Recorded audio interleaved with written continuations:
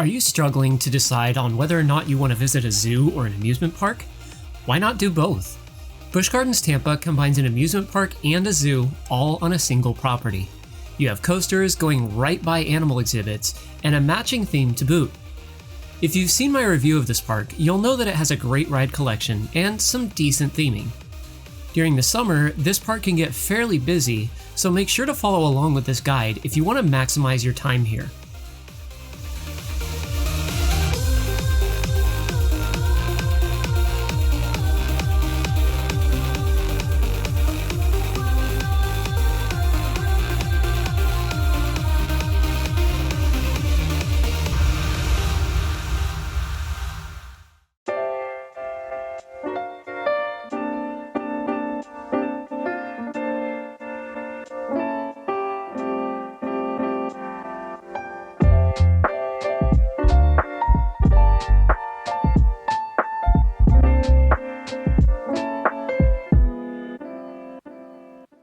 If you followed along with my other theme park ultimate guides, then you'll be familiar with the format of these videos. I like to break them down into 3 different segments. These would be what you should do before visiting the park, what to do once your plans are locked in, and finally, what to do once you're at the park. At the end of this video, it's my goal to have you as prepared as possible to have an unforgettable visit to this icon of Tampa. During this video, I'm going to have this audio cue when I have a secret tip. These ones are super important and can help give you an edge above the crowd.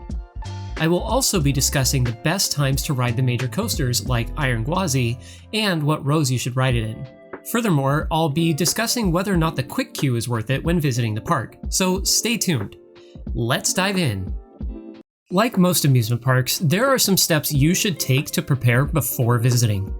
This would include things like what you should wear and where you should be staying. With how crowded this park can get, following a guide like this can elevate your visit to the next level. This is where we'll be discussing park entry options like tickets, as well as whether or not it's worth it to get the all-day dining pass. Tip number 1, pick the right hotel for you. Busch Gardens Tampa is surrounded by city on all sides. It is completely landlocked, and because of this, hotels are incredibly easy to find. There are places to stay on nearly all sides, and most of these trend towards being slightly lower in price. I would recommend staying in a hotel closer to the southeastern side of the park, since you'll be closer to the parking entrance. With these hotels, you are close enough that it would only be a short walk from the hotel to the park itself. Most of these hotels range in price from $60 a night to $200 a night, based on the time of year that you're visiting. Tip number 2, know what to wear. I've mentioned it in other videos and I'll mention it here. Cargo shorts are your best friend at an amusement park. These come in a wide variety of designs, but the key here is that you get ones with zipper pockets. If your pockets utilize buttons, things could easily slip out. Next, you need to have comfortable shoes. You may need to spend an extra $1 on these, but they are worth it. Next, a good t-shirt. This is Florida, it's literally a swamp. Unless you're visiting during the winter or spring, just go with a t-shirt all day long. It's going to be hot and humid while you're here, and there's a guaranteed chance you'll be sweating a lot. So you want a light colored t-shirt made with good materials to keep you cool. In this case, athletic shirts can actually be a good option. If you're going in the winter or spring, temperatures can get pretty cool later in the day, so it might also be a good idea to bring along a light jacket with you. Once again, I really want to emphasize the importance of wearing proper shoes. While this park isn't all that large, you're going to be on your feet all day long. Tip number 3, know what to bring. As with any theme park trip that I go on, I have always found it to be a good idea to bring a small backpack. This ensures you can bring all the necessities like pain meds, hand sanitizer, small snacks, a hydro flask, and more. This is a topic I might do later, as picking the right backpack is a quest I've been on for quite a while. You generally don't want to bring one that's too large and pack it full of everything you could possibly need. Busch Gardens Tampa generally has longer hours, so you don't want to completely weigh yourself down. One final thing I would recommend bringing is a portable charger. You're going to be most likely spending your entire day at the park and presumably taking a lot of photos, consulting the park app for information, or generally getting distracted by whatever it is you do on your phone. The last thing you want is to have your phone dying on you while you're still at the park. I want to highly stress the humidity in the summer of Florida. If you're someone who isn't used to this, you'll really want to prepare yourself for a visit here. The final thing I want you to bring is what's called a cheese rag. I personally sweat a lot, so having a rag around to wipe the sweat away is a good idea to try not to allow yourself to be too gross and sticky. Tip number 4, plan to spend 1 to 2 full days here. Busch Gardens Tampa can be 90% conquered in a single day. There's a fairly small collection of coasters here, and the operations aren't great, so many of them get kinda long lines. Because of this, I still think it's worth spending at least 2 days here so you can get the most out of the park. There is still a lot you can enjoy here, from riding Iron Gwazi to seeing shows, visiting the animals, and more. You don't want to make your visit here a half-baked one. Tip number 5, pick the best time to visit. Again, with me sounding like a broken record, if you're traveling to Florida, you're going to a swamp, so it's going to be super humid. There is a chance that if you don't visit during the summer, you may run into some issues with scheduled ride closures, but you can determine whether or not this is worth it to avoid the crowds. During the winter, crowds will be super light, so it's a lot easier to accomplish everything you might want to. Tip number 6, use these resources to help with planning. When picking out the best day to go, there are several websites like isitpacked.com and qtimes.com, which are a great resource for helping to anticipate what crowd levels could be. Something I should note here, these websites are not 100% accurate and only give an estimation of what they think crowds will be like on a day-to-day basis. They get most of their data from historical figures, so keep this in mind when visiting them. Secret tip number 1. Use the FastPass prices to anticipate crowd levels. If you want an extra secret resource to check potential crowd levels, then look at the online prices of FastPasses. These can change based on the anticipated crowd levels that leadership at Busch Gardens Tampa have determined will be likely. If the passes are more expensive, then expect it to have larger crowds on those days. Tip number 7. Try visiting during the special events. Katie and I visited during the winter event in 2022. While this wasn't the most impressive one out there, they had some decent shows and fun additions around the park. You can find more information about what events are going on through the app or the website. Tip number 8. Pre-purchase park entry or season passes online. Speaking of the website, this is where you want to go to purchase your entry tickets or season passes. When buying individual tickets, it is significantly cheaper and quicker to buy them online. It prevents you from having to wait in line at the ticket counter, which is not a quick process at all. Secret tip number 2. Pick the right pass for you. Busch Gardens Tampa offers 5 different season pass options to get in the park. First, there's the Fun Card. This gets you into the park for $140 for the year.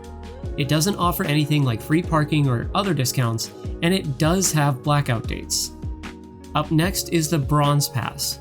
This runs for a total of $189 and doesn't offer much else on top of the Fun Card. It does get small discounts on souvenirs at least. Moving on, we have the Silver Pass, which normally costs $261. Currently, it's on sale for the same price as the Bronze Pass. This offers year-round admission with no blackout dates, free parking, discounts on food and souvenirs, and more. Continuing on, there's the Gold Pass, which starts at $297. This offers bigger discounts on food and souvenirs, everything the Silver Pass offers, and more. Finally, we have the Platinum Pass starting at $519. This offers everything in the Gold Pass, preferred parking, an exclusive entrance, and more.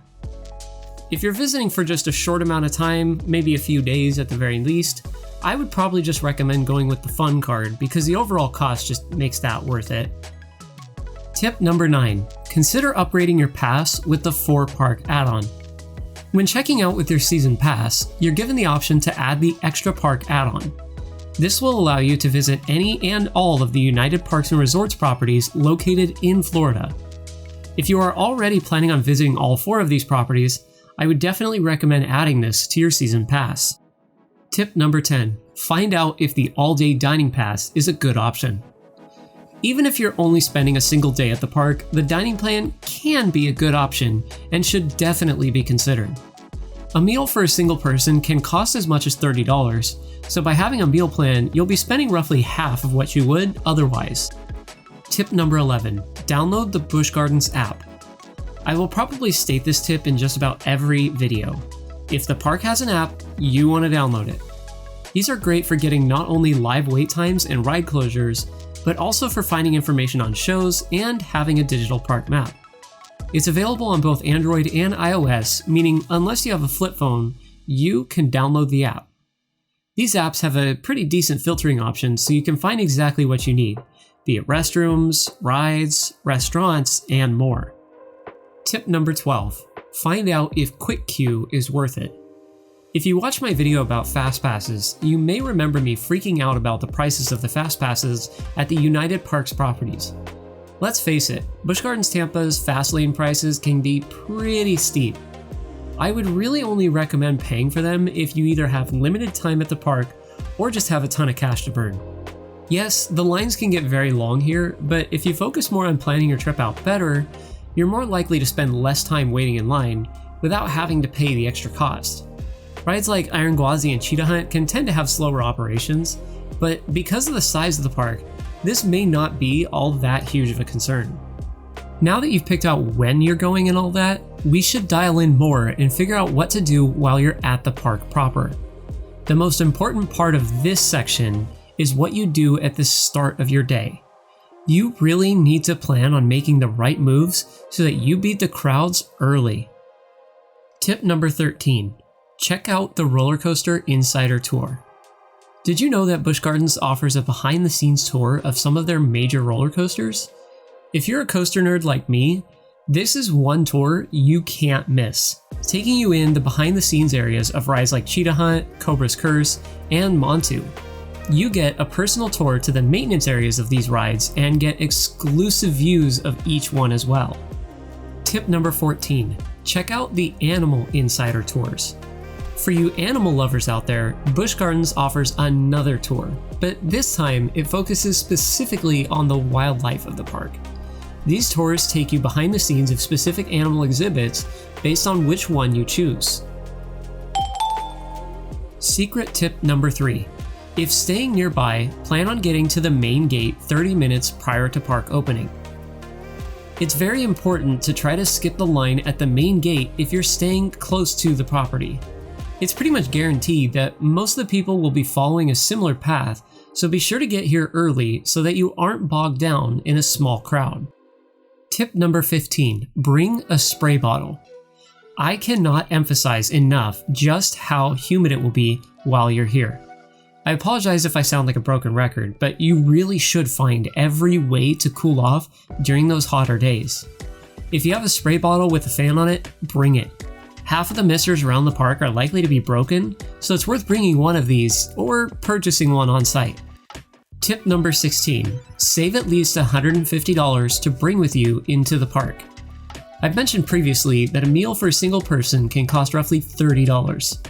Having at least $150 to your name is a good idea for a single day here, so that you can pay for meals, lockers, and any additional things like snacks, on-ride photos, and souvenirs. You most likely could get by spending a lot less than this, but generally, I feel like this is a fairly safe amount of money to have ready. Tip number 17. Know where the best places to eat are. Busch Gardens Tampa isn't exactly known for its stellar food choices, but it still does have some decent options. Here are the top 3. Number 3, Oasis Pizza. Number 2, Treetop Kitchen. And finally, number 1, Chick-fil-A. Tip number 18. Know which flat rides are the best. Busch Gardens Tampa isn't known for having a ton of flat rides, so here are the top 3. Number 3, Skyride. Number 2, Serengeti Flyer. And finally, number 1, Falcon's Fury. Tip number 19. Know which coasters are the best. This park has some incredible coasters that are highly regarded in the enthusiast community, and for good reason. Here are the top 5 best coasters at the park. Number 5, Kumba. Number 4, Shikra. Number 3, Montu. Number 2, Cheetah Hunt. And finally, number 1, Iron Gwazi. Tip number 20. Make a checklist of all the things you plan on bringing with you to the park. I mentioned earlier how you should bring a small backpack filled with all the essentials you might need. I know this doesn't apply to everyone, but I can tend to be very forgetful, so having a written checklist I can consult before leaving my hotel has been a lifesaver. Make sure to write down all the things you plan on bringing with you to the park, and double check it before you leave. When I say everything, I mean everything, including the clothes on your back. You really wouldn't want to forget those. Tip number 21. Either list or visually plot out your route using the park map available online or through the app. Later in the video, I'm going to give you a rundown of what I believe is the ideal itinerary for how to conquer this park. Even then, I wouldn't expect you or myself to remember every detail about this plan, so make sure to visually write down what your plans are exactly, so you can consult back to these. In my opinion, when you're in the meat grinder, it's always good to keep a list of goals and a plan handy so that way you can stay on track. You can easily draw on the map itself by taking a screenshot of your park map with your phone and using the included markup tools available inside the default photo gallery apps. This will allow you to visually chart out your path, or you can always just use a list instead. Tip number 22. Eat a small but filling breakfast snack before visiting the park. Since you're planning on being jostled about all day long, I highly recommend eating at least a small snack for breakfast before going to the park. You want to start the day off right.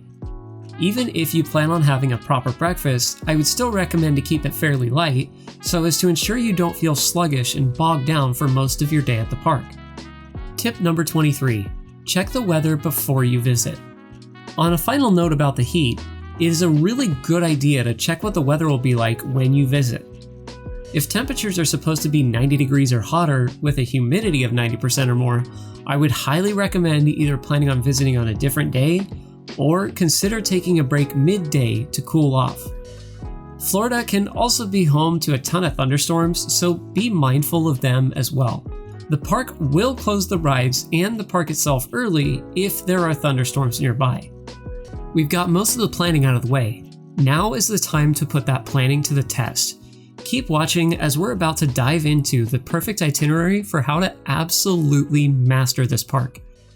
If you're like me and like content creation, stay tuned as I have some great recommendations for the best photo opportunities later in this section. Tip number 24. Mark your spot. This is just a good tip in general. If you're parking in the main lot in front of the park, either screenshot your location on your phone's map where you park, or take a picture of one of the nearby signs. There's nothing like spending an entire day at an amusement park walking around and spending even more time trying to figure out where your car is. Tip number 25. Follow this itinerary. Now for the important part. Let's conquer this park. When you first enter, you're going to hit a fork in the road. Now, this can be a difficult choice since both directions get crowded fast. I would recommend hitting up Shikra first. Mostly everyone who enters the park will be heading straight towards Cheetah Hunt and Iron Gwazi. Once you get off Shikra, head towards Tigris. If you play your cards right, both of these rides would have been a walk-on. Moving on, hit up Kumba, then swing back down to ride Phoenix Rising, then Scorpion. Once you get off Scorpion, consider taking a break. You can also go straight towards Serengeti Flyer at this point. If you play your cards right, you can hopefully be done with all of this by 1 p.m. If this is the case, head towards Iron Gwazi and get your ride on that. At this point in time, you want to hit Montu before the rush hits it. Then move backwards and hit Cobra's Curse, and then Cheetah Hunt. Hopefully, you'll be able to get everything done and out of the way no later than 4 p.m. After this, the rest of the park is yours to go back and re-ride everything. One very important thing to keep in mind is that the crowd tends to move towards the back half of the park around 1 p.m. If you can knock those rides off your checklist before that time, you'll be set for success. Tip number 26. Ride the safari train. riding the train takes you around the other half of the park, the Serengeti Plain area. This train takes you by the large open area that houses various animals from Africa. You will most likely see giraffes, zebras, gazelle, rhinos, and more. This can provide for some great photo opportunities and is just a nice and relaxing train ride as well. Tip number 27. Check out the Serengeti Safari Tour. If you feel like getting even more up close and personal with the animals, why not consider going on the Serengeti Safari Tour? This tour takes you along in a jeep that gets closer looks at some of the animals in the plains. This can provide for an entertaining and educational experience for the whole family. Tip number 28. Stay hydrated. As you can tell, there is a ton of walking you'll be doing while you're at the park. It should also be noted that Busch Gardens Tampa doesn't have a huge amount of shade, so I highly recommend following the daily recommended water intake. For men, that means drinking roughly 104 ounces of water in a day, and for women, that means 72 ounces. The most common size of hydro flask I've seen carries roughly 32 ounces of water, so you'll want to drink this and refill it roughly 3 times over. It seems like a lot, but this is a really good amount to keep yourself hydrated throughout the day. Tip number 29. Know which seats are the best for each ride. Many of the rides here are legendary, and when you go to the park, you'll want to make sure to experience them at their best. This means riding in the best seats of each ride. Starting from the top, we have Air Grover. This is a small family coaster, so any seat goes. For Cheetah Hunt, this is best experienced in the front row. For Cobra's Curse, the cars are a little awkward, but the front row of either the first or second car will be the best. Up next is Iron Gwazi. This is slightly better in the front row for the view, but the back row allows you to experience the zero-G stall for longer. Kumba is best in the front row. Montu is good in nearly any row, but my favorite was the front. Phoenix Rising will be great in any row due to its smaller scale. Scorpion is a front row ride. Shikra, also best in the front. And finally, Tigress. This one can be fine in any row, but like I've been doing for the rest of them, I recommend the front. Tip number 30. Know the best ways to cool off. Busch Gardens Tampa has 2 water rides that are fairly standard at amusement parks. First, there's the Congo River Rapids ride, and second, there's the Stanley Falls Flume. Both of these are great rides to splash you a bit and cool you down on a hot day. Tip number 31. Find out if Adventure Island is worth it. Adventure Island is the off-site water park owned by Busch Gardens Tampa. It has a separate admission and parking lot as well. It is a fairly compact water park with some mild theming and can make for a great way to cool off. This water park doesn't have the largest selection of slides, but each of them are solid. Tip number 32. Know where to refill your hydro flasks. Fortunately, most snack and food stands dotted around the park allow you to refill a hydro flask with water for free. This water is cold, and I'm once again going to highly recommend you take good care of yourself and keep yourself hydrated. Most of the restaurants will be able to refill your water, and there are specific drink stalls that can refill your hydro flask as well. Tip number 33. Eat your meals later or earlier than the rushes. From about noon to 1:30 p.m., most of the restaurants in the park experience a rush where everyone is trying to eat lunch. I would highly recommend for you to either get your food no later than 11:30 a.m. or after 1:30 p.m. so you don't have to wait in a long line. Tip number 34. If you have kids with you, visit the kids area. On the western side of the park lies the Sesame Street Safari of Fun area. This area includes an oversized jungle gym, a small coaster, and a couple of small flat rides. In between visiting the flamingos and the lorikeets, this is a good place to stop, especially if you have small children with you. Tip number 35. Check out the animal exhibits. Dotted all around the park are various animal exhibits. Most of these focus on animals that you'd find in the African continent, such as bongos, elephants, orangutans, tigers, and more. The exhibits are well taken care of and give you the chance to see a lot of unique animals that you might not get the chance to see elsewhere. Tip number 36. Check out the best gift shops in the park. This park doesn't have a ton of gift shops, but here are my top 3.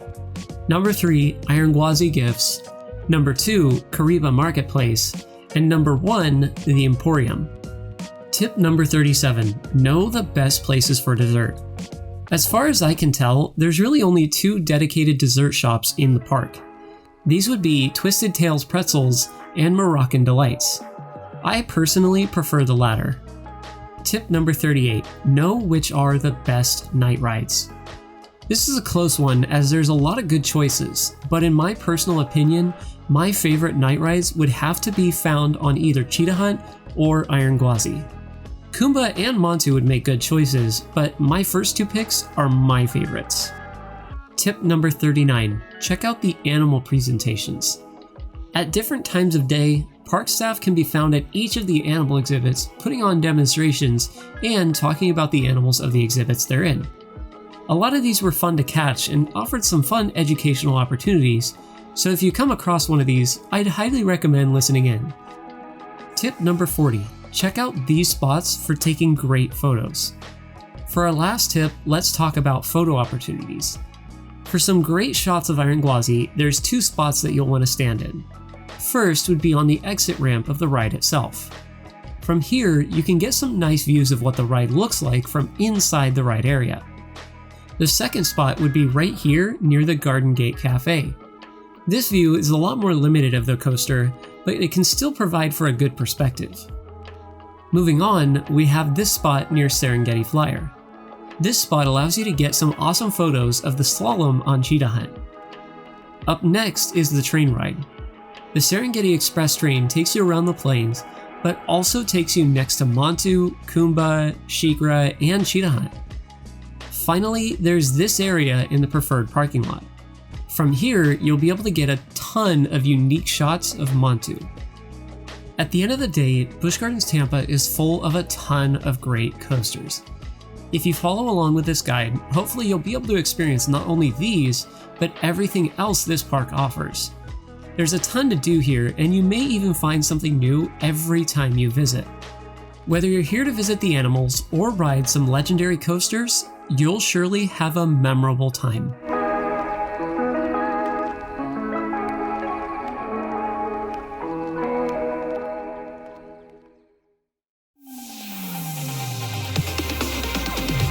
Thank you so much for watching this video. Don't forget to leave a like and comment below and hit that bell icon. Special thanks to our Patreon supporter, Future Collective. $1 a month helps me bring even more content to you guys, and I even have some exclusive content coming, so check it out. Check the description below to find links to the rest of our pages. Thanks for watching the video, and ride on, Coaster Maniacs.